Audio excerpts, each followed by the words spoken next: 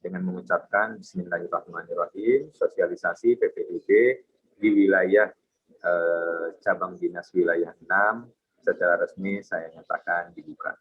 Hatur nuhun atas segala perhatiannya. Semoga Allah senantiasa melindungi kita semua. Nun wa qalami wa mayasturun fastabiqul khairat. Wassalamualaikum warahmatullahi wabarakatuh. Waalaikumsalam warahmatullahi wabarakatuh. Terima kasih Pak. Terima kasih kepada Pak Sekdis yang sudah memberikan sambutan dan arahannya.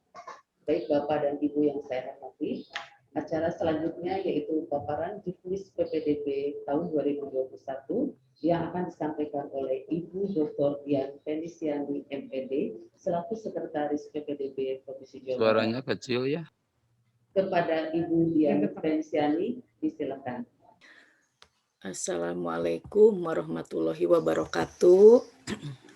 Waalaikumsalam warahmatullahi wabarakatuh. Yang saya hormati pertama Pak Sekdis Dinas Pendidikan Provinsi Jawa Barat, kemudian Ibu KCD, Ibu Endang ini yang luar biasa, yang selalu menjadikan kita bersemangat untuk berlari ya. Dan ini yang paling perdana, ini luar biasa. Kemudian yang saya hormati para kepala dinas pendidikan di KBB maupun Cianjur, kemudian perwakilan dari Kemenag, KBB dan Cianjur, selanjutnya rekan-rekan sejawat, para pengawas, para kepala sekolah, juga perwakilan dari MTS ya, kalau tidak salah tadi saya dengar ada. Baik Bapak Ibu yang lainnya yang mohon maaf tidak saya sebutkan satu persatu. Alhamdulillahirabbil alamin, kita panjatkan kehadirat Allah Subhanahu wa taala. Pada kesempatan ini kita masih diberi nikmat sehat ya insya Allah, sehingga bisa hadir secara virtual untuk bersama-sama kita mempelajari barangkali ya bagaimana kebijakan PPDB tahun ini, tahun 2021. Sebelumnya saya mohon izin menutup jendela dulu, ternyata tetangga ada yang sedang ngebor. Bapak Ibu sebentar, suaranya mungkin takut mengganggu, izin sebentar.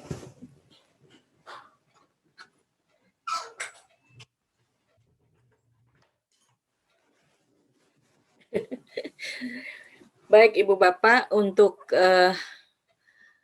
sosialisasi PPDB kali ini sebetulnya ini boleh dikatakan soft opening begitu ya, karena ini yang pertama yang meminta sosialisasi. Untuk itu mohon berkenan saya menyampaikan paparan.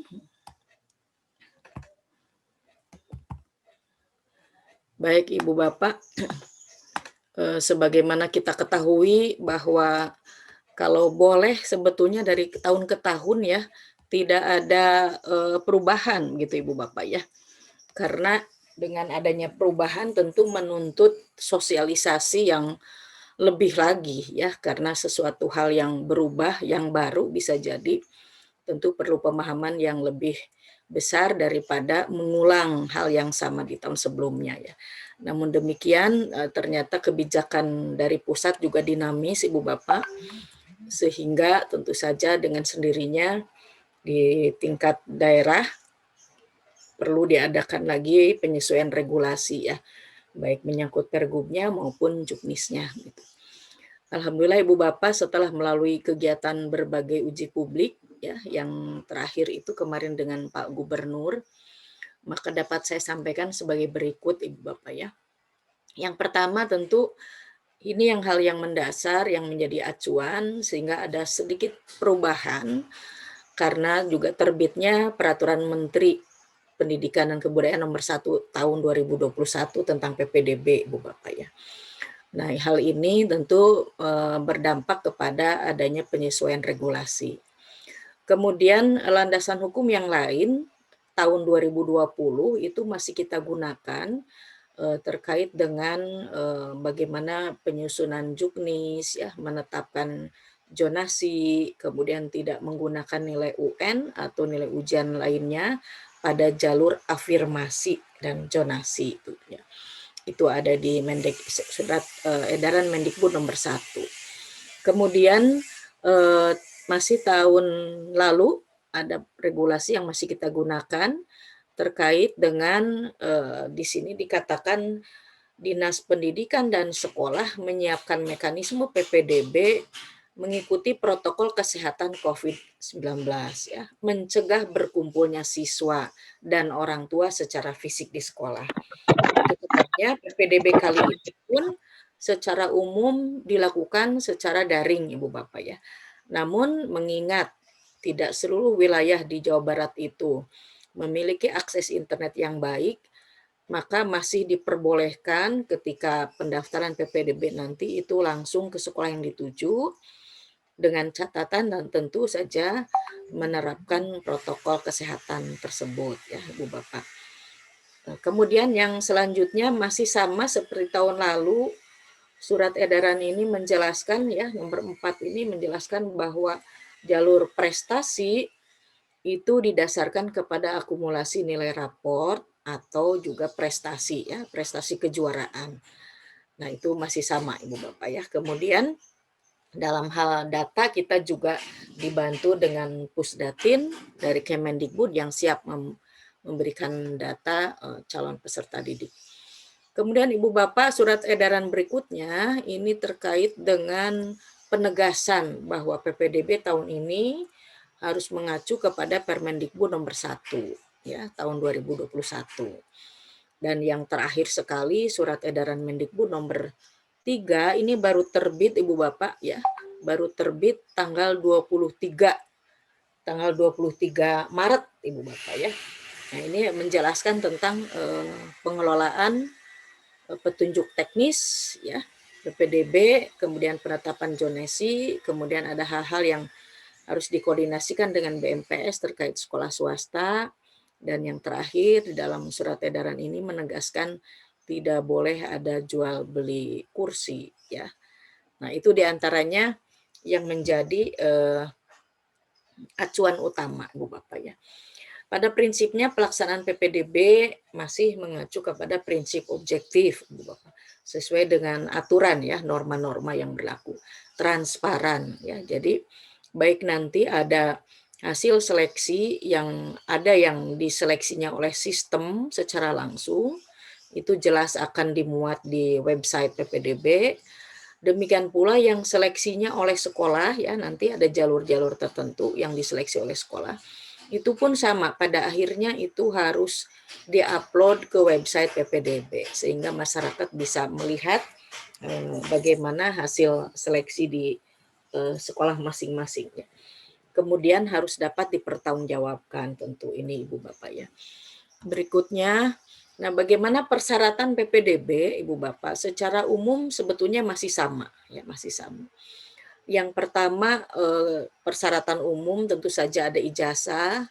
Apabila ijazah itu belum terbit ya, mungkin dari pusatnya belum selesai sehingga ke daerah juga terhambat, biasanya bisa digunakan surat keterangan kelulusan dari sekolah asal. Kemudian akte kelahiran seperti tahun lalu itu harus minimal 1 tahun sudah berdomisili di tempat itu, Ibu Bapak ya. Nah ini Ibu Bapak saya ingatkan, jika Ibu Bapak menggunakan modanya daring ya, online, maka itu tidak perlu difotokopi dulu ya, tidak perlu dilegalisir, cukup nanti memfoto dan men-scan lalu di-upload ya. Namun tentu saja jika Ibu Bapak karena keterkendalaan jaringan, lalu pendaftarannya langsung ke sekolah yang dituju, maka itu perlu difotokopi ya, diserahkan ke sekolah ya. Masalah legalisir itu kan ada ketentuannya Ibu Bapak ya. Kalau barcode itu ada barcode-nya, tidak perlu dilegalisir lagi ya. Kalau tidak ada baru dilegalisir. Nah, kemudian berikutnya kartu keluarga, KTP Ibu Bapak ya. Nah, kemudian terkait dengan kepentingan data nilai, ini untuk semua jalur ya, perlu menyampaikan nilai ya, dari buku rapot dari semester 1 sampai semester 5. Ya. Kemudian ini hal yang baru di Permendikbud nomor 1 yang sekarang ini Di sana dikatakan bahwa jalur seleksi jalur prestasi nilai rapot juga berdasarkan kepada keterangan ranking yang dilampirkan. Nah, inilah Ibu Bapak kenapa kita menghadirkan juga alhamdulillah ya para Kadisdik di KBB dan Cianjur juga dengan Kemenag alhamdulillah sudah hadir, luar biasa sekali atensi Bapak Ibu. Masalah ranking ini tentu kan ini bersumber datanya dari SMP atau MTS begitu ya. Jadi ini adalah amanat dari peraturan menteri Ibu Bapak yang harus dilakukan. Dengan sendirinya tentu ini perlu kerja ekstra ya karena ranking ini kan sudah beberapa tahun tidak digunakan. Sementara sekarang muncul lagi. Janten panginten hapuntena dibantos begitu ya. Dikoordinasikan insya Allah pada beberapa waktu yang lalu Disdik provinsi juga sudah rapat dengan para kadisdik kabupaten kota. Mudah-mudahan ini memperkuat begitu ya jalinan koordinasi sehingga dengan tentu saja dengan kepemimpinan Bapak Ibu Kadisdik, insya Allah di SMP MTS itu lebih memperhatikan apa yang diamanatkan dari peraturan menteri begitu.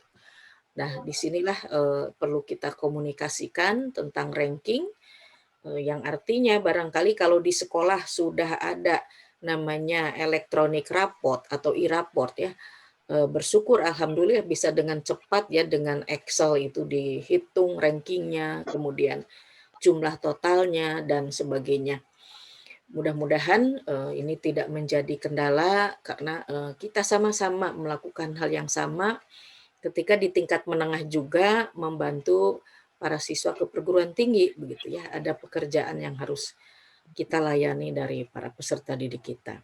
Untuk itu terima kasih kepada Kadisdik dan dari Kemenag Kabupaten Bandung Barat dan Cianjur juga yang sudah hadir di sini. Berikutnya surat tanggung jawab mutlak Ibu Bapak dari orang tua ini sebagaimana tahun lalu ya untuk menegaskan bahwa data yang diberikan adalah benar. Kemudian persyaratan khusus ini tentu untuk jalur-jalur tertentu ya. Jadi di sini untuk KETM sebagaimana biasa diperlukan dokumen pendukung. Ada yang memiliki kartu program penanggulangan kemiskinan, ada juga pasti yang tidak memiliki gitu ya. Namun kami sudah memiliki data dari Dinas Sosial ya. Dari Dinas Sosial ini akan diupdate pada bulan Mei Ibu Bapak ya. Kalau sekarang belum bulan Mei misalkan kita juga punya data update yang bulan Januari. Namun berdasarkan hasil rapat dengan Disduk Capil, Mei itu akan ada yang data terkini Ibu Bapak ya yang diupdate Dinsos. Jadi yang tidak memiliki kartu dengan sendirinya kita akan mencocokkan ya. Kalau mengakui dari keluarga ekonomi tidak mampu, kita lihat data dari Dinsos tersebut. Berikutnya surat keterangan domisili. Nah, Ibu Bapak ini tahun lalu masih ada masyarakat umum yang menggunakan surat keterangan domisili. Padahal dia bukan korban bencana alam dan sosial ya. Jadi mohon ini kita tegaskan lagi, jika Ibu Bapak kehilangan kartu keluarga, Ibu Bapak bisa secepatnya membuat surat keterangan lapor kehilangan di kepolisian, kemudian mengajukan ke Disduk Capil setempat untuk mengganti kartu keluarganya. Karena menurut informasi dari Disduk Capil, sekarang ini mudah ya menerbitkan kartu keluarga karena tidak menggunakan kertas atau format khusus ya, itu tidak harus menunggu. Jadi mohon dari sekarang bisa dipersiapkan, jangan sampai nanti sudah mepet baru dipersiapkan gitu ya. Baik, kalau surat keterangan domisili bagi korban bencana alam dan sosial tentu itu nanti bisa diterbitkan dari RT RW setempat di daerah yang kena bencana alam ya, bencana sosial. Dan menjelaskan nanti domisilinya pindah kemana ya setelah bencana alam tersebut. Berikutnya untuk jalur orang tua, Ibu Bapak, nah ini jangan salah ya, yang berpindah itu tugasnya Ibu Bapak ya, bukan karena pindah rumah tapi pindah tugas ya dari orang tua atau wali ya. yang bisa digunakan juga kuota ini untuk anak guru. Tentu saja surat dokumen bukti pendukungnya adalah surat tugas dari instansi atau lembaga ya. Kemudian Ibu Bapak, berikutnya di sini nanti ada jalur prestasi sebagaimana tahun lalu, menyertakan piagam atau dokumen prestasinya. Jangan lupa ini paling cepat perlombaannya itu 6 bulan yang lalu, Ibu Bapak ya. Walaupun secara umum masa pandemi ini memang jarang ada kejuaraan-kejuaraan yang sifatnya menuntut fisik ya. Tetapi ternyata ada kejuaraan-kejuaraan yang bisa dilakukan secara daring, Ibu Bapak. Misalnya nih ya, contoh lomba debat misalkan. Itu kan tidak menggunakan fisik ya, bisa dilakukan secara daring. Jadi sekali lagi paling cepat 6 bulan ya. Paling lama itu 3 tahun yang lalu prestasinya ketika anak di SMP kelas 9 ya. Kelas 7 paling lambat ya. Jadi tidak ada prestasi SD yang bisa diperhitungkan gitu ya. Baik, nah ini Ibu Bapak jalur PPDB SMA pada tahun ini tidak banyak berubah Ibu Bapak, hanya sedikit saja ya. Jadi ada jalur zonasi ya minimal 50%, jalur afirmasi minimal 20%, jalur perpindahan tugas orang tua atau wali atau untuk anak guru maksimal 5%, lalu prestasi 25% atau ini sisa kuota ya. Karena tergantung dari sekolah menetapkan yang minimal itu berapa begitu ya. Berarti kan minimal itu bisa lebih ya. Ya itu Ibu Bapak. Ini maksimal 5%, mungkin di sekolah Ibu Bapak itu tidak 5%, mungkin 3%. Jadi ini semuanya harus dirapatkan melalui rapat Dewan Guru, lalu ditetapkan dalam pos PPDB sekolah masing-masing Ibu Bapak ya. Nah, kemudian yang afirmasi ini mungkin agak sedikit berbeda Ibu Bapak. Tahun lalu kita kan di sini afirmasi KETM ya, dengan nakes ya atau tenaga kesehatan. Nah, sekarang ini diafirmasi KETM itu dan disabilitas Ibu Bapak ya. Jadi disabilitas kalau tahun lalu masuk di jalur zonasi, sekarang masuknya di jalur afirmasi gitu ya. Nah, di samping itu yang tenaga kesehatan tahun lalu, nah sekarang kita gunakan nomenklaturnya kondisi tertentu Ibu Bapak ya. Jadi kenapa berubah namanya? Karena seperti pandemi COVID kemarin ya, nakes itu terkait dengan pandemi COVID. Nah sekarang ini musibahnya bukan pandemi COVID saja Ibu Bapak ya, tetapi ada banjir, longsor, gempa bumi gitu ya. Sehingga kita gunakan nomenklaturnya sekarang kondisi tertentu Ibu Bapak ya. Di dalamnya nanti kita lihat lebih detail. Ini kuotanya 5%. Nah, untuk prestasi yang 25% itu sebagaimana tahun lalu tidak ada perubahan. Ada prestasi nilai rapot, ada prestasi kejuaraan baik akademik maupun non akademik. Jadi jangan lupa Ibu Bapak kepala sekolah dan pengawas untuk mendampingi sekolah harus membuat pos nanti bagaimana ketetapan kuotanya. Di samping itu nanti posnya juga harus diupload ya ke website PPDB tahun 2021. Nah sekarang yang SMK Ibu Bapak ini ada yang baru karena perubahan di Permendikbud ya. Kalau kita lihat sebagaimana tahun lalu SMK itu sebetulnya tidak dikaitkan dengan jalur-jalur ya, tidak dikaitkan dengan zonasi. Namun tetap kan ada pengelompokan Ibu Bapak ya yang menjadi kebijakan lokal dari atau muatan lokal dari Provinsi Jawa Barat. Pada akhirnya ada penamaan juga untuk afirmasi ya 20%, di dalamnya ada untuk keluarga ekonomi tidak mampu dan disabilitas. Nah, ini yang baru yang biru ini yang di box biru Ibu Bapak ya. Ini baru karena di Permendikbudnya sekarang ada bahwa SMK itu harus menerima siswa dari yang terdekat jarak rumah ke sekolah maksimum 10% gitu ya. Itu ada ketentuan yang baru. Kemudian berikutnya perpindahan tugas orang tua sama dengan di SMA 5%, prestasinya otomatis berubah ya persentasenya dari tahun kemarin. karena ada tadi yang baru tadi ya. Tetap jalur prestasi ini dibagi dua, jalur prestasi rapot 60% dan kejuaraan 5%. Untuk rapot juga dibagi lagi sebagaimana tahun lalu, ada rapot unggulan atau kita sebut ini untuk persiapan kelas industri ya, atau yang sudah memiliki kelas industri 35% dan jalur umum 25%, Bapak ya. Sama seperti SMA, SMK pun harus menyusun pos PPDB dan nanti mengunggah juga ke website PPDB. Nah, Ibu Bapak tadi ya saya tegaskan lagi di afirmasi PPDB itu selain KTM, disabilitas ada kondisi tertentu ya. Jadi kalau tahun lalu kita ada yang namanya afirmasi tenaga kesehatan meliputi dokter, perawat, supir ambulans ya. Sekarang ini Ibu Bapak dapat kita lihat kondisi tertentu ini kita buka menjadi petugas penanganan COVID-19 ya. Banyak pihak yang merasa berperan di dalam penanganan COVID-19, ada yang satgasnya, ada yang penggali kubur dan sebagainya yang belum terakomodir.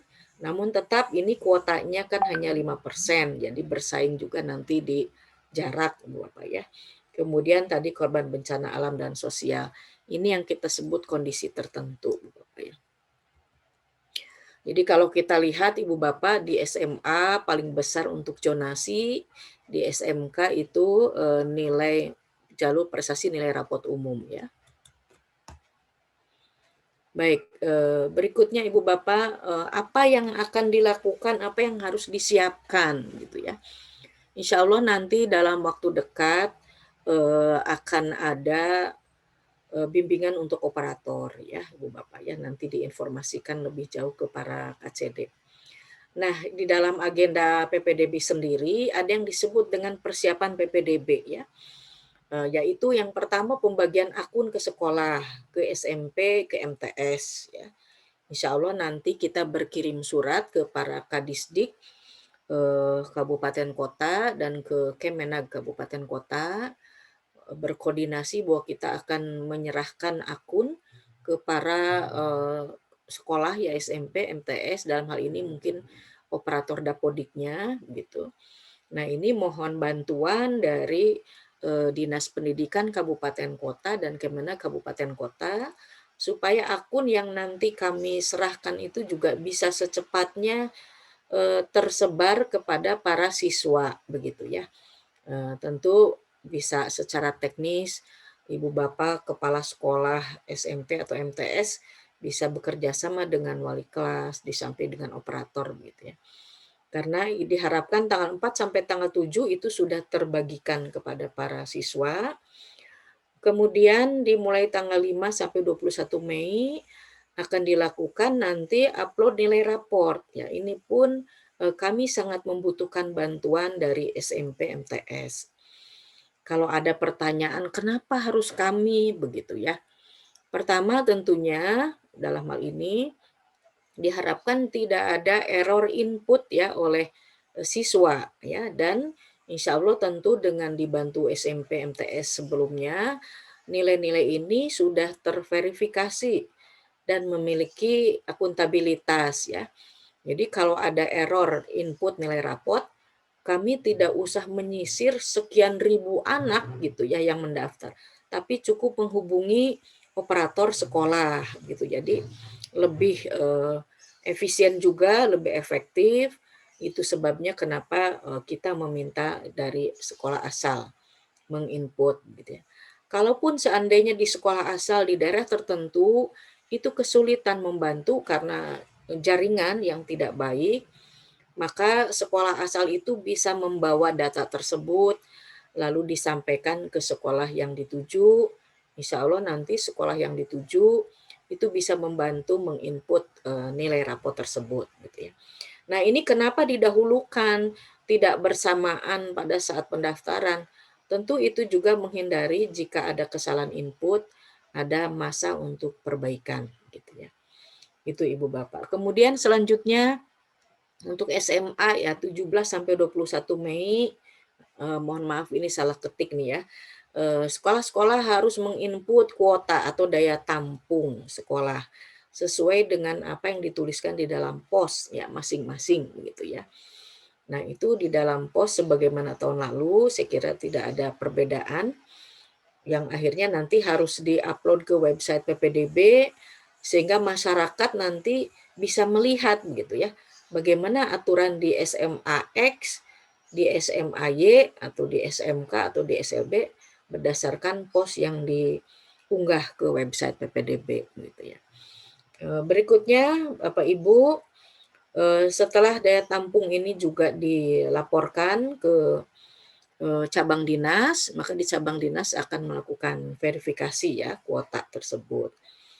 Nah, selanjutnya pada tanggal 24 Mei sampai 4 Juni ya, ini para siswa yang akan memilih jalur-jalur prestasi kejuaraan, perpindahan orang tua ya, afirmasi atau kondisi tertentu ini harus mengupload dokumen khususnya begitu Bu Bapak ya.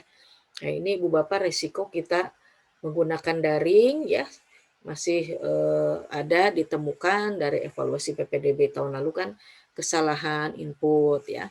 Sehingga ini harus didahulukan sebelum pendaftaran dimulai begitu ya. Nah, ini ada alamat-alamat untuk menguploadnya Ibu Bapak, alamat-alamat yang bisa nanti di link ya Ibu Bapak. Kemudian sekitar 4 sampai 6 Juni kita menunggu verifikasi kelulusan SMP ya Ibu Bapak. Karena SMP itu kan kurang lebih sekitar 4 sampai 6 Juni baru mendapatkan informasi kelulusan para siswanya dan ketika ini sudah tanggal 6 bisa jadi kan ijazah belum keluar ya. Kita tanggal 7 Juni mulai, maka ini akan nanti diterbitkan oleh sekolah SMP MTS berupa surat keterangan kelulusan gitu. Baik Ibu Bapak, selanjutnya tata cara pendaftaran jadi sekali lagi bisa dengan daring mandiri ya, bisa oleh operator sekolah asal ya, terutama dari keluarga ekonomi tidak mampu. Nah, itu alamatnya. Tapi seandainya terkendala jaringan bisa ke sekolah tujuan. Jadi siap-siap saja nanti diatur sesuai dengan protokol kesehatan di sekolah. Mungkin nanti dibatasi Ibu Bapak yang daftar ke sekolahnya, baik ke SMA, SMK, mungkin berapa orang satu hari atau berapa shift begitu ya. Mohon dimaklum begitu. Maka nanti Ibu Bapak kepala sekolah dalam posnya juga menuangkan bagaimana penerapan protokol kesehatannya untuk PPDB ya. Nah, berikutnya untuk pendaftaran Ibu Bapak ini ada perubahan ya. Kalau tahun lalu kan katanya daring 24 jam juga bisa. Bisa betul, tetapi ternyata kasihan banyak para panitia yang mengeluh ya, panitia di sekolah itu. Karena terlalu malam, tahun lalu itu jam 11 sampai 11.59 ya, hampir jam 24. Itu kita evaluasi, maka sekarang pendaftaran daring ini mulai dari jam 8 pagi sampai jam 8 malam. Yang daring ya Ibu Bapak. Kalau yang di sekolah biasanya sampai jam 8, sampai paling tidak maksimum itu sampai jam kerja ASN ya jam 4. Tapi karena tentu ada proses verifikasi, kemungkinan besar seperti tahun lalu hanya sampai jam 2 ya. Baik. Nah, Ibu Bapak ini sebagaimana tahun lalu PPDB masih akan dilakukan 2 tahap Ibu Bapak ya. 2 tahap. Tahap pertama 7 sampai 11 Juni, tahap 2 24 sampai 30 Juni. Nah, untuk tahap 1 ada jalur afirmasi, jalur perpindahan tugas, jalur nilai prestasi rapot dan kejuaraan untuk SMA ya. Untuk SMK jalur afirmasi, prioritas terdekat, perpindahan tugas, jalur prestasi nilai rapot unggulan.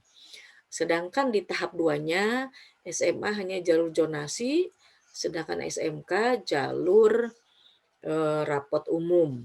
Nah, ini sebagaimana tahun lalu, jika tidak lolos di tahap 1 dapat mendaftar di tahap 2 gitu Bapak ya. Nah, Ibu Bapak, berikutnya tahapannya sebagaimana tahun lalu Ibu Bapak ya, sama dimulai dari pendaftaran, Ya, tadi bisa online mandiri, bisa oleh sekolah asal.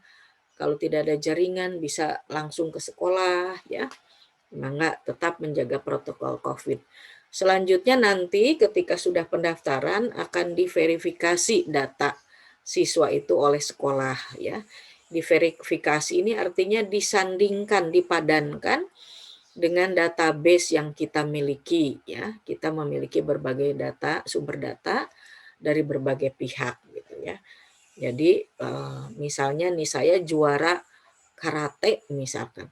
Nanti kita punya data dari KONI, dari Bapopsi, dari Disorda gitu ya. Saya orang tidak mampu atau keluarga ekonomi tidak mampu, kita punya dari Dinas Sosial datanya dan seterusnya. Kemudian setelah verifikasi data, maka hari berikutnya diadakan rapat penetapan, ya, rapat Dewan Guru, akan ditetapkan. Dan selanjutnya dikoordinasikan oleh Satuan Pendidikan ke cabang Dinas Pendidikan dalam hal ini, kemudian diumumkan tanggal 21 Juni, Ibu Bapak, lalu daftar ulang ya sebagaimana biasa. Tentu kalau yang tidak daftar ulang tidak ada kabar, dianggap mengundurkan diri ini nanti. Nah, Ibu Bapak, berikutnya yang SLB ya. Jadi tadi tahap 1 maupun tahap 2 sama, mekanismenya hanya berbeda tanggal Ibu Bapak ya. Yang SLB, nah Ibu Bapak ini berbeda karena dalam hal ini pendaftarannya bisa oleh sekolah asal atau mandiri ya secara daring ke website PPDB di sekolah masing-masing SLB-nya ya. Jadi SLB ini memiliki website sendiri, baru bisa daftar melalui website sendiri. Atau kalau memang akan langsung ke sekolah yang dituju tentu dengan luring Ibu Bapak ya. Selanjutnya nanti verifikasi data sama ada rapat Dewan Guru ya untuk penetapan, lalu dikoordinasikan ke cabang dinas, diumumkan tanggal 21 Juni ya. Kemudian daftar ulang sebagaimana biasa. Nah, Ibu Bapak, selanjutnya pilihan sekolah ini ada perubahan Ibu Bapak ya. Sehubungan dengan kebijakan di dalam Permendikbud dikatakan bahwa ya sekolah yang diselenggarakan oleh masyarakat atau sekolah swasta, pelaksanaan PPDB-nya dapat ditetapkan oleh Pemda ya, dapat Ibu Bapak. Jadi dapat ini kita artikan bukan wajib, bukan harus ya. Kalau ada sekolah swasta yang akan bergabung dalam sistem PPDB, silakan gitu ya. Nanti memberikan permohonan ke cabang dinas ya, melaporkan daya tampungnya, sama jalurnya juga ya disebutkan itu seperti sekolah yang dikelola oleh pemerintah daerah atau sekolah negeri gitu ya. Nah itu. Maka nanti ketika ada permohonan di sekolah swasta, dari sekolah swasta ke cabang dinas, itu akan kita masukkan ke sistem IT PPDB, ke aplikasi. Terdaftar di sana, dan itu sebabnya ini ada perubahan Ibu Bapak ya. Jadi jalur afirmasi di SMA kalau tahun lalu itu 2 SMA, boleh pilih negeri ataupun swasta. Sekarang ini adalah memilih 2 SMA negeri dan 1 swasta ya. Tetapi 1 swastanya itu Ibu Bapak nanti harus melihat SMA swasta mana saja yang bergabung ke sistem gitu ya. Karena kalau tidak bergabung nanti penyalurannya sulit ya gitu. Kemudian untuk SMA dulu ya Ibu Bapak, perpindahan tugas orang tua ya. Saya ulang dulu nanti terlewat ini. Yang jalur afirmasi ini bisa dari dalam zonasi, bisa dari luar zonasi. Namun ingat tetap seleksinya adalah jarak terdekat Ibu Bapak ya. Kemudian jalur perpindahan tugas orang tua itu harus dari luar zonasi ya. Domisilinya dari luar zonasi kemudian pindah ke misalnya Kota Bandung misalnya. Nah, itu boleh memilihnya hanya 1 SMA negeri dan 1 swasta. Swastanya yang bergabung Ibu Bapak ya, yang bergabung dalam sistem PPDB. Nah, itu Ibu Bapak. Kemudian kalau anak guru bagaimana? Sama ya, satu SMA negeri ya atau satu SMA swasta, bukan atau dan ya, satu SMA swasta yang bergabung. Nah, kalau anak guru itu boleh dari dalam zonasi, boleh juga dari luar zonasi. Yang jelas prioritasnya adalah bagi tenaga pendidik dan tenaga kependidikan ya yang bertugas di sekolah yang menjadi pilihan siswa. Sekali lagi prioritasnya adalah bagi tenaga pendidik dan kependidikan yang bertugas di sekolah yang menjadi pilihan anak putra-putrinya ya. Kemudian jalur prestasi sebagaimana tahun lalu ada kalau di SMA itu adalah nilai raport ya dengan nilai kejuaraan ya. Jadi kalau di SMA itu pilihannya untuk prestasi nilai raport itu bisa dari dalam, bisa dari luar zonasi, Ibu Bapak ya. Nah, ini yang SMA. Kemudian kalau pilihannya 2 SMA negeri dan 1 swasta. Nah, kalau tahun lalu kan hanya 1, Ibu Bapak ya, jalur prestasi raport itu hanya 1 karena ada rumus Ibu Bapak. Kalau tahun lalu rumus kalibrasinya adalah nilai UN, sekarang ini ada rumus kalibrasi ranking. Dan itu hanya 1 rumus berlaku di sekolah manapun. Sehingga kalau pilihannya 2 SMA negeri ditambah 1 swasta, ke negeri lain pun itu bisa dilimpahkan karena dilakukan seleksinya oleh sistem dan hanya 1 rumus gitu ya. Kemudian untuk SMA seperti itu ya. Mohon maaf ini ada salah ketik yang betul.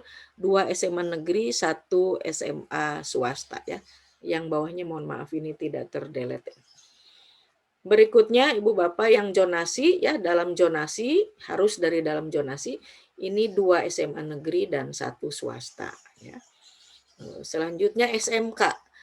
SMK ini tahun lalu ya 1 SMK negeri ya atau dikatakan 2 program pilihan atau program keahlian atau program kompetensi keahlian.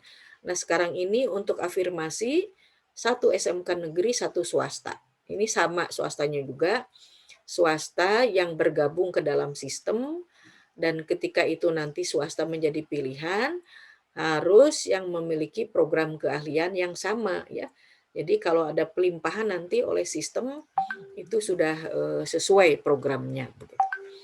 Kemudian perpindahan tugas orang tua maupun prioritas terdekat untuk SMK sama 2 sekolah ya, SMK negeri 1, SMA swasta 1, atau 1 SMK dengan program atau kompetensi keahlian. Nah demikian pula yang nilai raport unggulan untuk SMK ya. Ini ada 1 SMK negeri dan swasta atau 1 SMK dengan 2 program atau kompetensi keahlian. Yang berbeda adalah jalur nilai raport umum.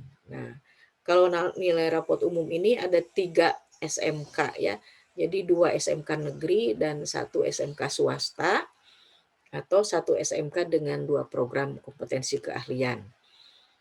Yang kejuaraan ini sama dengan yang lain umumnya 1 SMK negeri dan 1 SMA swasta Ibu Bapak ya. Demikian ini pilihan sekolahnya.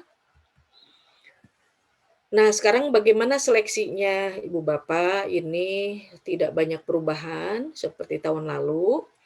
Ada umumnya ini afirmasi dengan perpindahan tugas orang tua dengan anak guru itu jarak ya seleksinya. Nanti bagaimana jika ada jarak yang sama itu akan dilihat dari usia. Siapa yang lebih tua maka itu lebih prioritas ya. Kemudian untuk nilai raport, nah ini ada perubahan Ibu Bapak, tadi sudah saya sebutkan. Yang samanya kita menggunakan nilai raport semester 1 sampai semester 5, kelompok mata pelajaran A, dan ranking. Nah ini ada ranking sekarang Bu Bapak ya. Jika nanti skor akhirnya sama, kita seleksi lagi berdasarkan usia. Ya. Untuk prestasi, jalur prestasi perlombaan atau kejuaraan ini sama dengan tahun lalu Ibu Bapak, tidak ada perubahan Ibu Bapak ya. Kemudian yang berikutnya jalur zonasi kalau di SMA di tahap 2 nanti sama seperti tahun lalu jarak ya. Jika sama jaraknya beberapa siswa nanti dilihat usia gitu. Dan ini tanda panah ini menunjukkan pelimpahan Bapak ya. Jadi ketika misalnya jalur afirmasi di sekolah tertentu tidak terpenuhi karena sedikit warga tidak mampunya, ini kuotanya bisa ditambahkan ke perpindahan ya, tetapi maksimum 5%. Atau sebaliknya, di sini tidak sampai 5%, kuotanya bisa diserahkan ke afirmasi. Ini semuanya dilakukan oleh sistem Ibu Bapak ya.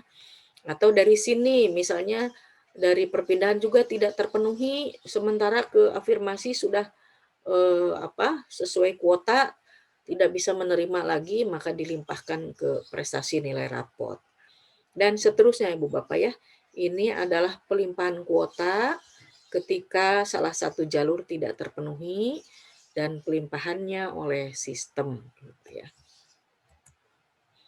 Nah, ini Ibu Bapak perlu diketahui bahwa karena di sini ada ranking sekarang ini, maka nanti sekolah SMP MTS itu akan menginput nilai mata pelajaran secara keseluruhan ya, baik kelompok A maupun kelompok B ya.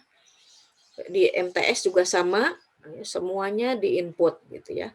Karena nanti sistem yang akan melihat menjumlahkan ya. Ada nanti mata pelajaran kelompok A saja yang dijumlahkan ya. Tetapi untuk MTS, untuk mata pelajaran agamanya nanti ini karena ada 4 dirata-ratakan ya. Nanti oleh sistem itu akan dilakukan penjumlahan gitu. Yang diperlukan oleh Ibu Bapak wali kelas di SMP MTS adalah perankingan ya. Meranking berapa jumlahnya, ranking ke berapa dari berapa siswa di kelasnya. Itu Ibu Bapak ya. Ranking yang pertamanya berapa itu paling besar. Nah, itu ada 4 hal yang nanti harus dibantu. Kenapa? Karena kita menggunakan kalibrasi ranking ya. Kenapa menggunakan kalibrasi ranking? Begini Ibu Bapak ya. Sebagaimana diketahui bahwa di dalam Dapodik jumlah siswa dalam rombel itu bisa 20 minimal atau 36 maksimal. Jadi tentu saja dengan ranking yang sama ya, misalnya ranking ketiga di kelas yang 20 orang dengan di kelas yang 36 itu memiliki kualitas yang berbeda begitu Ibu Bapak ya, memiliki kompetisi yang berbeda, berkompetisi dengan 20 orang dengan 36 orang berbeda. Demikian pula barangkali secara akreditasi sekolah itu juga bisa berbeda.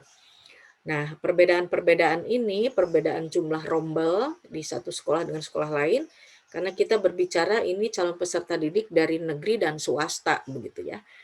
Kalau negeri saja relatif sama tiap rombelnya 36 siswa maksimum misalnya. Tapi di swasta kan itu beragam ya.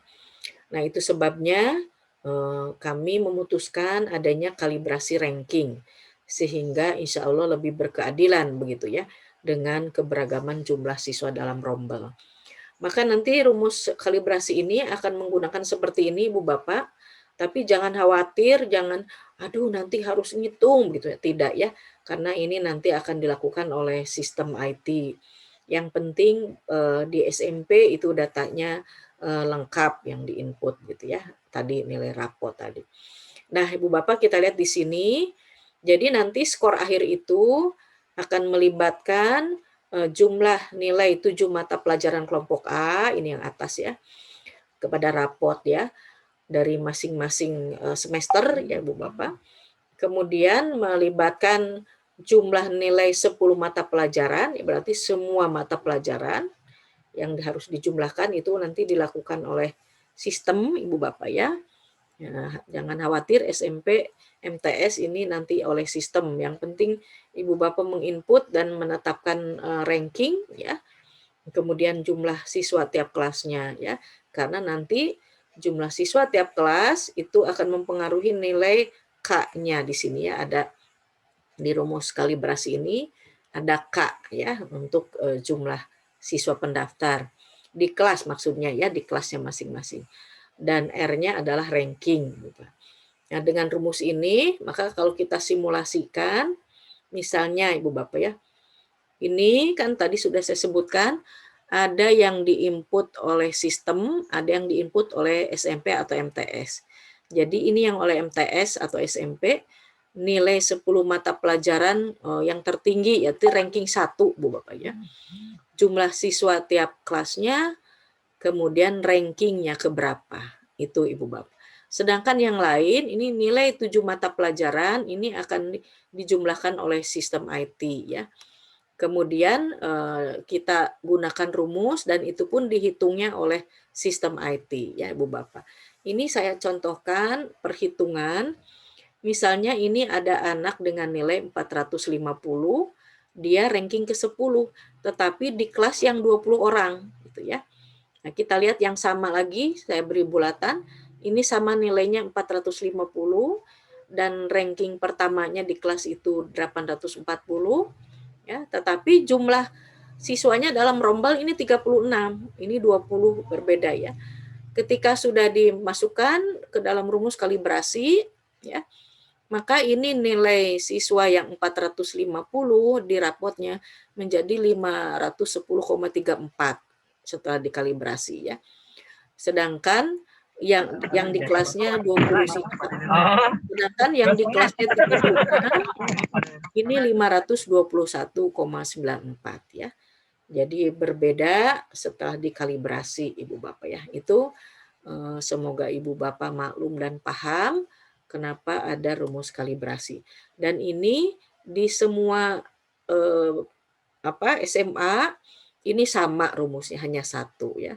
Sehingga nanti dihitung oleh sistem. Gitu ya. Nah, itu Ibu Bapak ya. Jadi jalur prestasi nilai raport di SMA. Selanjutnya jalur afirmasi keluarga ekonomi tidak mampu di SMA ini tidak ada perubahan dari tahun lalu, sama persis Ibu Bapak ya, bagaimana pendaftarannya, diverifikasi, dokumen apa yang diperlukan gitu ya. Memang kita berharap didaftarkan dari sekolah asal. Kenapa? Kalau memang memungkinkan jaringannya supaya bisa daring, dengan asumsi keluarga ekonomi tidak mampu itu tidak memiliki fasilitas hardware-nya ataupun software-nya begitu ya. Namun demikian jika sekolah asal juga ternyata terkendala jaringan, maka bisa mendaftarkan secara luring begitu ya, langsung ke sekolah yang dituju, bisa oleh sekolah asal, bisa oleh mandiri orang tua siswa ya. Nah, itu Ibu Bapak. Ini tidak ada perubahan Ibu Bapak ya. Jadi seleksinya jarak.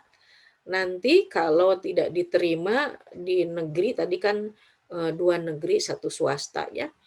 Itu disalurkan ke swasta. Misalnya diterimanya di swasta, maka insya Allah nanti sebagaimana tahun lalu akan mendapat subsidi dari pendidikan ya, subsidi pendidikan dari Distrik Jabar gitu ya. Tapi harus mendaftar ke swasta, tetapi juga harus betul-betul mendaftar karena tahun lalu dari hasil evaluasi ada yang mendaftar ya di sistem itu, mendaftar ke sekolah swasta. Ketika dicek di Dapodik dia tidak mendaftar ke situ gitu ya, otomatis haknya mendapat dana subsidi hilang. Berikutnya jalur PPDB disabilitas. Nah, Ibu Bapak, ini maksudnya siswa berkebutuhan khusus yang akan bersekolah di sekolah reguler ya. Tentu semua siswa, semua sekolah sebagaimana pada zaman Pak Gubernur Pak Aher ya. Sekolah-sekolah itu di Jawa Barat siap melaksanakan pendidikan inklusif. Artinya juga siap menerima siswa berkebutuhan khusus gitu ya. Namun tentu saja ini ada pembatasan ya, mengingat ketersediaan sarana prasarana di sekolah reguler. Maka di sini hanya dibatasi 1 orang 1 rombel begitu ya jika ada yang mendaftar di sekolah reguler. Bagaimana ini pendaftarannya? Ini orang tua bisa mengkomunikasikan ke SMPLB asal jika dia itu lulusan SMPLB ya, atau dia itu mandiri ke sekolah tujuan ya. Nah, sekolah asal bisa mendaftarkan juga ke sekolah tujuan. Jadi itu pilihan Ibu Bapak ya. Kemudian verifikasi sebagaimana biasa, kalau dia itu dari SMPLB biasanya sudah memiliki dokumen asesmen atau hasil diagnosa jenis kebutuhannya apa. Itu bisa menjadi dasar dokumen untuk sekolah yang dituju. Kalau belum punya, belum pernah di assessment, maka sekolah yang dituju bisa bekerja sama dengan tim ahli atau tim Pokja Inklusi ya untuk mendiagnosa jenis kebutuhan khususnya apa, supaya disesuaikan apakah sesuai tidak dengan ketersediaan SDM atau sarana prasarana di sekolah, apakah akan kerjasama dengan tim ahli atau bagaimana. Nah di situ baru penetapan sebagaimana biasa dan harus diunggah juga hasil penetapannya ke aplikasi PPDB. Begitu Ibu Bapak ya. Selanjutnya jalur afirmasi SMA untuk tadi yang kita sebut kondisi tertentu. Bu Bapak ini sebetulnya prinsipnya sama dengan zonasi ya kalau seleksinya. Yang jelas kondisi tertentu itu tadi apakah itu penanganan COVID ya 19 atau dia itu korban bencana alam atau sosial, maka proses pendaftarannya sama, mendaftar dulu ke akun dengan akun ya maksudnya ke website PPDB, memilih jalur, kemudian diverifikasi, diseleksinya berdasarkan jarak ya Ibu Bapak. Kalau ada jarak yang sama berdasarkan usia, baru nanti ditetapkan gitu ya oleh rapat Dewan Guru. Kemudian perpindahan tugas orang tua ini sebagaimana tahun lalu persis juga sama, tidak ada perubahan Ibu Bapak ya. Ya ingat itu perpindahan tugas orang tua maksimum 3 tahun Ibu Bapak ya. Dia pindahnya itu. Jadi kalau sudah 10 tahun mungkin atau 5 tahun itu sebetulnya biasanya harus berdomisili pindah di situ biasanya ya. Nah, itu sama Ibu Bapak ya, seleksinya berdasarkan jarak ya. Tahapannya sama saya kira tidak perlu saya jelaskan lebih rinci lagi. Nah, yang kejuaraan Ibu Bapak ini sama seperti tahun lalu ya. Tidak ada perubahan. Yang berubah adalah penskoran untuk prestasi pramuka Ibu Bapak ya. Nanti kita lihat tabelnya ada perubahan penskoran yang diajukan dari Kuarda Ibu Bapak ya. Nah, ini kalau alurnya sama seperti tahun lalu. Dalam hal setelah pendaftaran ya Ibu Bapak, pada saat tidak pandemi kan sekolah melakukan uji kompetensi ya. Jadi kalau sudah login begitu ya, kalau ini diperlukan nanti diverifikasi, ini kita lihat di box yang bawah gitu ya. Kalau ternyata ada keraguan nih prestasinya mau diuji kompetensinya, silahkan ya untuk hal-hal yang sifatnya kasuistik, tetapi tentu saja harus menerapkan protokol COVID ya, dan tidak ada prosedur-prosedur di mana penggunaan alat bersama untuk uji kompetensi juga kan tidak boleh ya, kita tetap mengikuti protokol kesehatan. Nah itu Ibu Bapak ya, yang ini seleksinya sama seperti tahun lalu, tidak ada perubahan. Kemudian jalur zonasi juga tidak ada perubahan, masih sama prosedurnya seperti tadi. Pada umumnya diseleksi berdasarkan jarak, Ibu Bapak ya. Jangan lupa tadi dokumennya, kartu keluarga ya. Kemudian seleksi jarak, jika ada jarak yang sama dilihat dari usia ya. Nah, ini SMK untuk SMK nih, karena ada beberapa pertanyaan ya terkait dengan uji kompetensi atau di SMK itu kan boleh di Permendikbudnya boleh disertakan tes minat dan bakat ya, serta tes kesehatan. Nah, ini dapat dilakukan bagi program atau kompetensi keahlian tertentu jika diperlukan Ibu Bapak ya. Jika ternyata diperlukan, bisa ini dengan tes tertulis misalnya, tes minat dan bakatnya, ya alhamdulillah itu kan bisa tertulis, itu bisa daring ya misalkan ya, karena tetap kita mencegah kerumunan itu. Kemudian jika ada yang tes minat bakatnya dengan uji kompetensi, ya tetap protokol COVID harus diperhatikan gitu ya. Itu Bu Bapak. Nah, untuk SMK tadi sudah saya sebutkan jalur-jalurnya Ibu Bapak ya. Ini kita lihat umumnya sama, afirmasi dengan prioritas terdekat diseleksi berdasarkan jarak ya. Kalau jaraknya sama, maka nanti diseleksi berdasarkan usia. Perpindahan orang tua juga sama berdasarkan jarak ya, kecuali untuk anak guru ya. Anak guru itu diprioritaskan, sekali lagi tenaga pendidik atau kependidikan yang bertugas di sekolah yang menjadi pilihan siswa ya. Nah, itu kalau perpindahan orang tua itu jarak ya Bapak. Kalau jaraknya sama baru ke usia gitu. Kemudian kalau misalnya di sekolah itu tidak ada putra-putri tenaga pendidik atau kependidikan, tetapi dari luar begitu ya, maka itu diberlakukan yang diseleksinya berdasarkan jarak, Ibu Bapak ya, baru nanti usia. Kemudian di SMK untuk kejuaraan tidak ada yang berbeda dengan SMA, saya kira sama, ini tidak usah saya jelaskan lagi ya. Nah ini kita tegaskan lagi untuk jalur prestasi nilai rapot unggulan atau persiapan kelas industri, Bapak ya. Nah, persiapan kelas industri sebagaimana tahun lalu nanti dilihat dari akumulasi nilai rapot ya.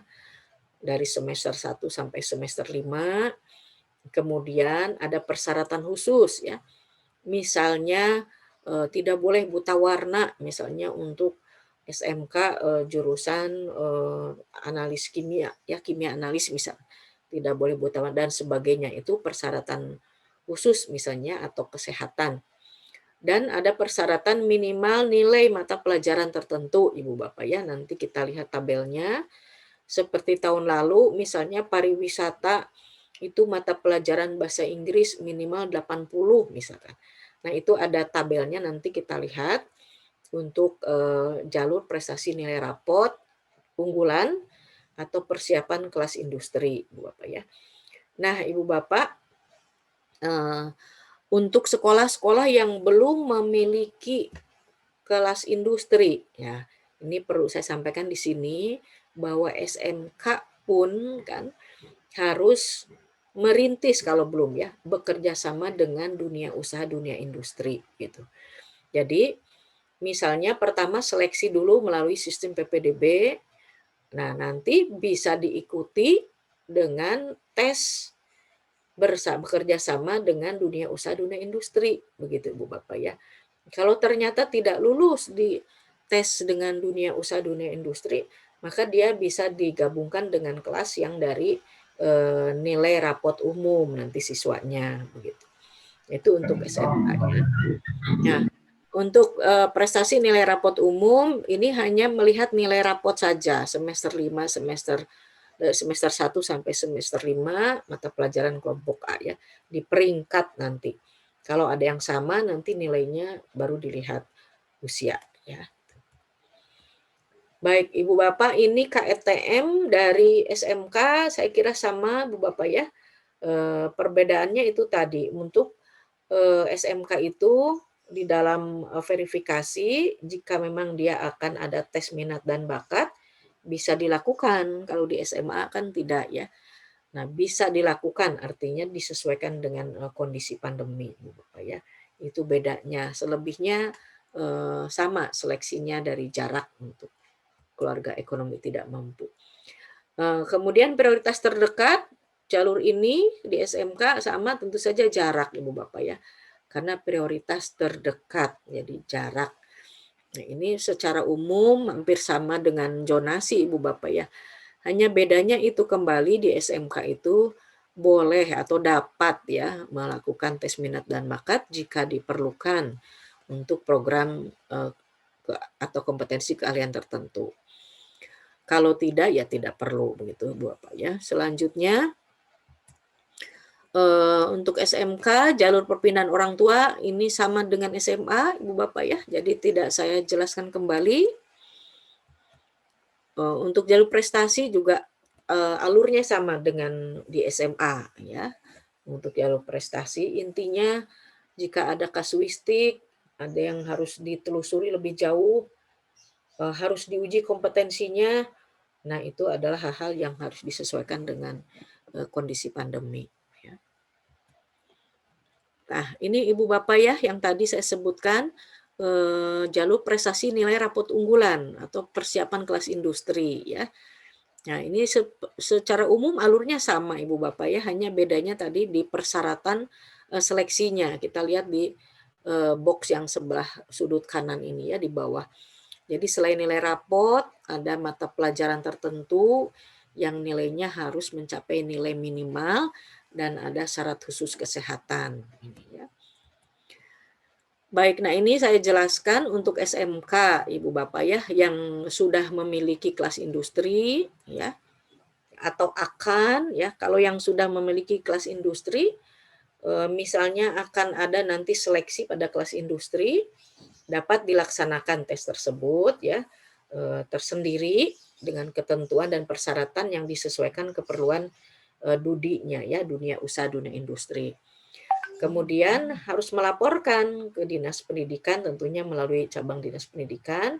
Apa yang dilaporkan adalah daya tampung, waktu seleksi, teknis pelaksanaan, dan bukti kerjasama dengan DUDI untuk kelas industri tersebut. Ya.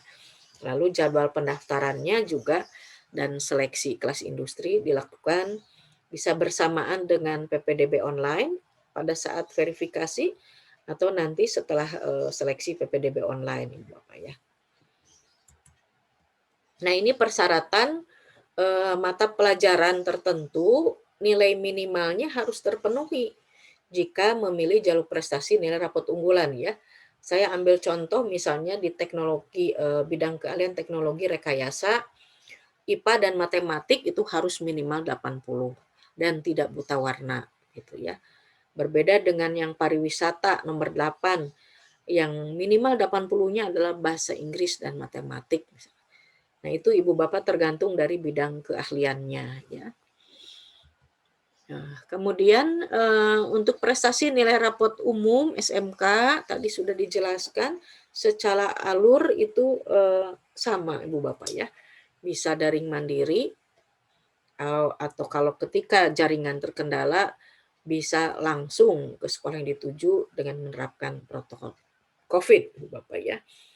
Nah, ini lebih simpel ya karena yang diseleksi hanya pemeringkatan akumulasi nilai rata-rata rapot semester 1 sampai 5 untuk mata pelajaran kelompok A saja. Itu Ibu Bapak ya. Nah, yang perlu diingat dari semua tahapan itu pastikan yang diinput kalau daring itu benar datanya baru disubmit gitu. Jangan sampai ada kesalahan submit ya karena harus mengulang lagi nanti menginput. Nah, ini untuk SLB Ibu Bapak. Nah, tadi sebagaimana dijelaskan bahwa SLB itu langsung mendaftarnya untuk yang daring di website PPD, di website sekolah ya, di website sekolah begitu. Alamat-alamat link website sekolah SLB-nya itu nanti ada di website PPDB. Ya, kemudian mengisi formatnya sebagaimana biasa, kemudian nanti dilihat diverifikasi oleh sekolah yang dituju, kemudian jika sesuai dengan jenis kebutuhan khususnya, juga daya tampungnya sesuai ya, maka bisa diterima di sekolah itu. Kalau tidak sesuai nanti diarahkan ke SLB yang lain. Nah, ini yang luring. Kalau yang luring SLB tadi sudah saya jelaskan Ibu Bapak ya, bisa dibantu sekolah asal ya. Ini misalkan punya data dari SMPLB-nya itu bisa dibawa untuk mendaftarkan ke sekolah yang dituju Ibu Bapak ya. Secara umum sama tahapan berikutnya. Nah, berikutnya Ibu Bapak tahun lalu pada saat PPDB banyak pertanyaan bagi calon peserta didik dari luar Provinsi Jawa Barat atau dari luar negeri begitu ya. Kalau tahun lalu dia harus berkirim email untuk mendapatkan akun, ternyata juga kurang efektif begitu. Maka untuk tahun ini yang pertama yang dilakukan bahwa calon peserta didik dari luar Provinsi Jawa Barat berkoordinasi dengan cabang dinas terdekat dari domisili untuk diverifikasi datanya. Kemudian diberikan akun ya. Baru dia nanti mendaftar login ke alamat untuk PPDB. Nah, kemudian sama dia juga sebagaimana siswa yang lain umumnya kalau sudah login ya melakukan pendaftaran ya. Kemudian berikutnya Ibu Bapak kalau misalnya dari luar negeri bagaimana nih? Kalau dari luar negeri Ibu Bapak dia kan harus membawa surat dari kementerian ya, dari Kemendikbud. Nanti dari Kemendikbud itu ada surat yang menjelaskan misalnya dia lulusan dari sekolah mana, kurikulumnya apa, lalu biasanya diterjemahkan nilai-nilainya itu ke dalam bahasa Indonesia gitu ya. Nah, dari situ siswa dari luar negeri ini kemudian sama tadi ya ke koordinasi dulu ke cabang dinas, mau mendaftar kemana nanti diberikan akun, lalu dia harus mendatangi sekolah yang dituju, menghubungi. Oleh sekolah yang dituju, Ibu Bapak Kepala Sekolah dilihat surat keterangan dari Kemendikbudnya. Mata pelajaran apa saja yang sudah ditempuh dengan kurikulum internasionalnya. Lalu lihat mata pelajaran apa saja dari kurikulum nasional yang belum dia miliki, begitu ya. Misalnya, dia belum punya nilai mata pelajaran bahasa Indonesia atau mungkin pendidikan agama atau PKN gitu ya, karena kurikulumnya kurikulum Stanford, misalnya Harvard tidak mengajarkan itu. Nah, maka siswa ini oleh sekolah yang dituju tadi dimatrikulasi, diberikan bimbingan ya, pelajaran tentang materi itu. Walaupun waktunya singkat, tetapi memang itu regulasinya harus dimatrikulasi. Nah, selanjutnya kita uji Ibu Bapak sehingga dia memiliki nilai mata pelajaran yang sama dengan kurikulum nasional, maka dia nanti bisa masuk ke jalur apa misalnya ya. Nah, itu ya terutama kan jalur prestasi nilai rapot itu diperlukan nilai rapot yang memang sesuai dengan kurikulum nasional gitu. Berikutnya daftar ulang, saya kira tidak ada perubahan, Ibu Bapak di sekolah masing-masing harus ditetapkan apakah secara daring, apakah luring gitu. Kalau daring tentu di posnya itu nanti ada ya terkandung. Daftar ulang nanti linknya ke website sekolah alamatnya apa misalkan ya. Kalau luring tentu Ibu Bapak harus melakukan penerapan protokol COVID ya. Diatur sedemikian rupa pendaftarannya 1 hari itu maksimum berapa ya. Sangat ketat jangan sampai nanti menjadi wahana penyebaran COVID karena daftar ulang gitu ya.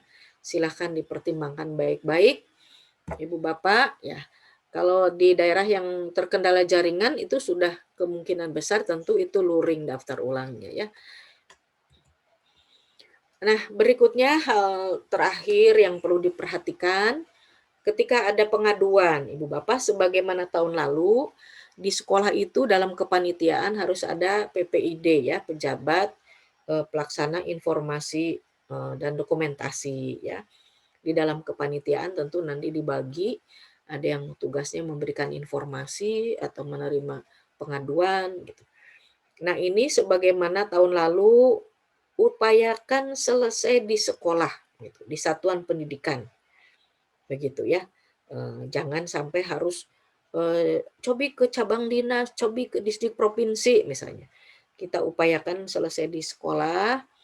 Kalau ada hal-hal yang harus dikomunikasikan, jangan menyuruh orang tuanya ke cabang dinas atau ke provinsi. Kita dari satuan pendidikan mengkomunikasikan saja dengan cabang dinas. Lalu nanti penyelesaiannya tetap di sekolah begitu Ibu Bapak ya.